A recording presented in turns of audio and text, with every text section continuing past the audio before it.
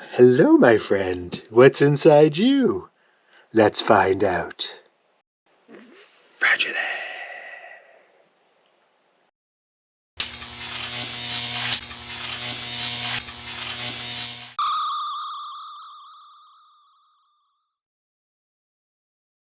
Hey folks, Dave here. So a couple months ago was my birthday and I decided to treat myself to something special by giving myself a new project to work on. This is something that I don't know a lot about, but I saw on Adam Savage Tested that he built one of these and it intrigued me, and even though I don't know a whole lot about it, I decided to give it a try and find out because it looks like it might be handy for my toy photography pursuits. So I went online and ordered this box. It's a nice box. It's got an 8 on it. 8's good. It's lucky in China, I believe. What's in this box is actually the more important thing, so let's find out what's in here.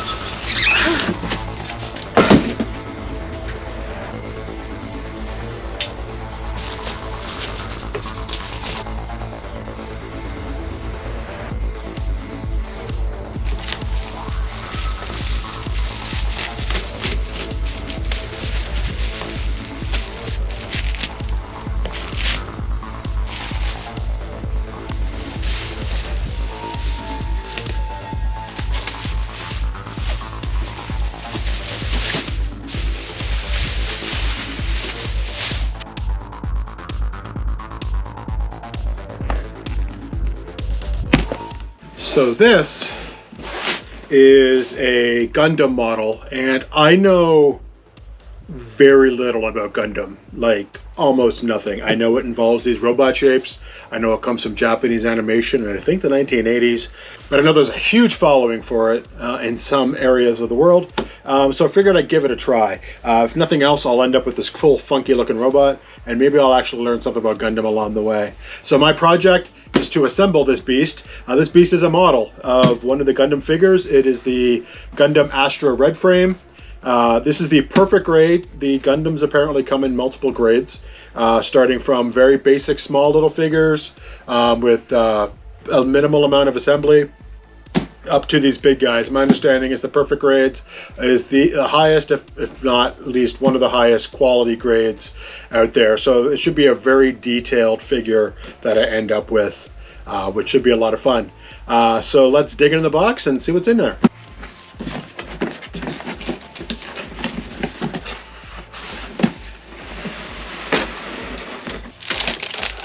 Alright, so what we have in here is a bunch of standard parts. There are a whole lot of parts, like a whole lot of parts in here. And they're all different colors and shades. Some nice gold, gray, lots of red, and some chrome. Box looking thing, which is just a cover to keep things more separated. And inside is some other bits. Looks like a comic cartoon.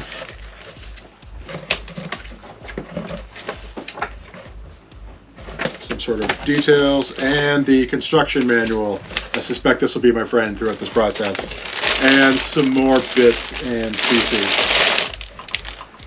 So, the one thing I noticed is that there's an instruction manual and a construction manual. I don't know why there's two different things. Half of the stuff is in Japanese, which kind of makes sense because it comes from Japan. In fact, it's all in Japanese. I think this is more of a how to use the model once it's assembled. That's the instruction manual. And the construction manual is how to actually assemble this beast. I notice that the first page is actually a list of all of the parts in the sprues. So that's handy, and then we have all the detailed instructions. Like I said, it's all in Japanese, but It's numbered and lettered and pictured in such a way that it should work out just well. The company that makes these is Bandai, and Bandai also makes the Star Wars figures, like this ATST here. And they're all snapped together. There's no glue involved. And you don't need to paint them out of the box, but they make really high detailed models, which should make this a lot of fun. So I think it's just a matter of going through the instructions, building out the parts, and see where this goes. This is probably going to take several days to get all this built. This is a serious project I've laid out for myself. Haha, let's begin.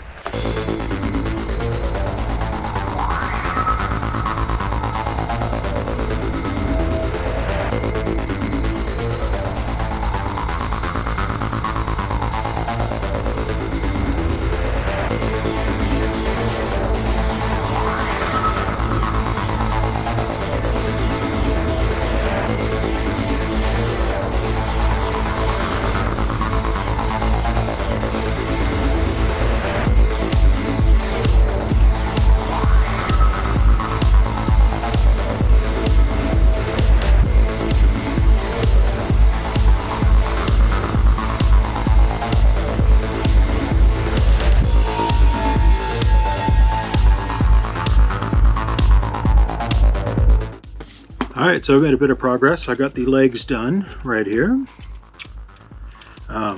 Two of them. These actually are pretty cool.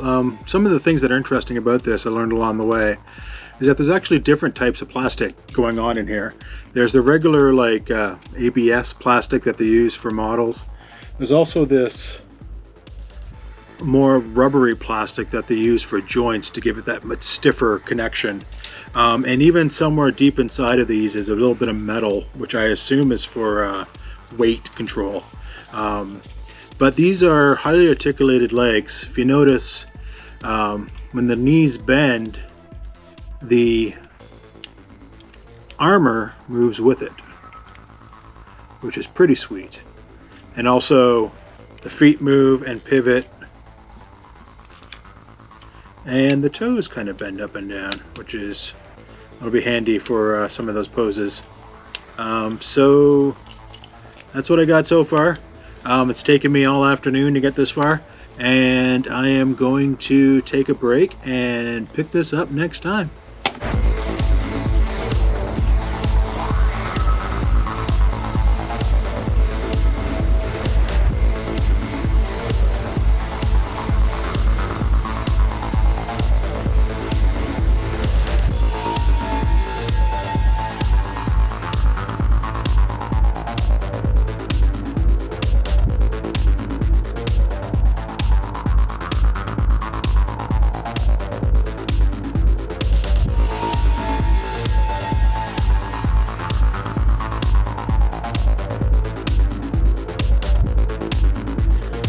Alright, so I got the body on.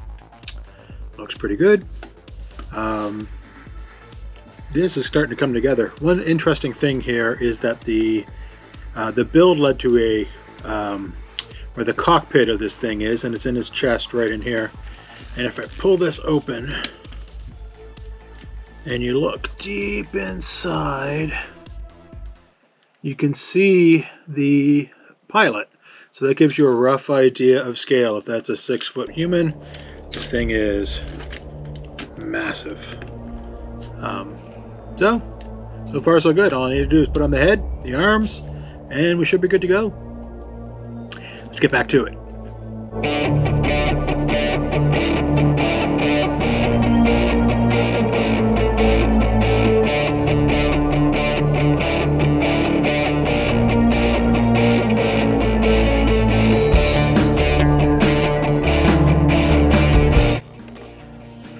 So I finished building the head, which is right here. It looks very samurai, which is what you'd expect. Gundam comes from Japan, so that tracks. One thing I noticed is that in the back here, is a little space for this little LED jobby, which should light up his eyes and make him look, you know, all cool. But he doesn't come with a battery, and I can't find a battery in the kit. I've looked several times, so it looks like I'm going to have to order one. So while I finish off the rest of the build, I'm going to do that, and hopefully pretty soon I'll have some lights.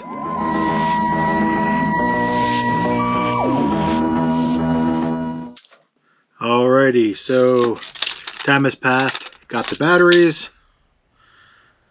Slap the batteries in there. Ooh. Close it. And we have light. It's probably hard to see, but we have light. Excellent. Progress. It's being made, my friends. It's being made.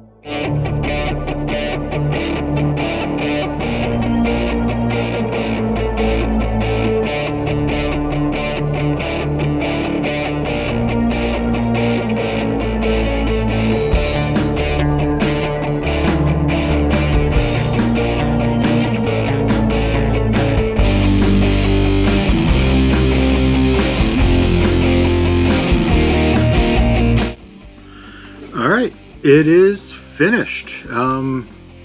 This is a beast of a build. Look at this thing. It's about 12 inches tall, this I expect.